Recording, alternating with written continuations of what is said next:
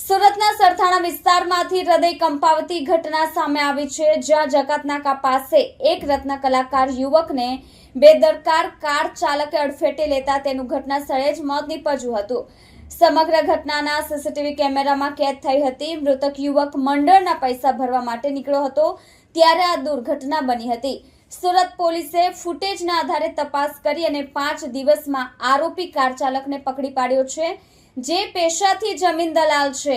આરોપી વિરુદ્ધ સાપરાધ મનુષ્યની કલમ હેઠળ ગુનો દાખલ કરવામાં આવ્યો છે. આજે પોલીસે આરોપીનું રિકન્સ્ટ્રક્શન કર્યું હતું. સુરત સરથાણા જકાતનાકા પાસે આવેલા અતિથિ રેસ્ટોરન્ટ સામે એક નિર્દોષ યુવક, જેમની ઓળખ એક રત્ન કલાકાર તરીકે થઈ છે, પોતાના જીવનની અંતિમ સફર પર હતું. પણ એ સફરનો અંત ભયાનક રીતે એક કાર ચાલકે લાવ્યો. યુવક નિર્મળનગરમાં મંડળના ખાતામાં પૈસા ભરવા નીકળ્યો પડ્યો હતો. એક સામાન્ય દિવસ, એક સામાન્ય ફરજ, પરંતુ કિસ્મતને કંઈક બીજું જ મંજૂર હતું. રસ્તામાં એક અચાનક દોડતી કાર અને ધડાકો.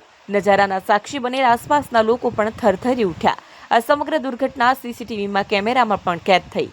વીજળીની ઝડપથી કાર આવી અને પળભરમાં બધું ખતમ કરી નાખ્યું.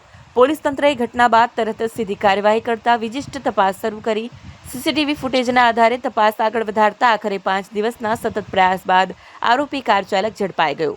અપઘાતી કોઈ સામાન્ય માણસ નહીં, પરંતુ સરથાણાનું એક ઓળખીતું નામ ધરાવતો જમીન દલાલ હતો. આજની ધંધા કરતા શહેરીઓની પાછળ છુપાયેલ ક્રૂરતા અહીં ખુલ્લી પડે છે.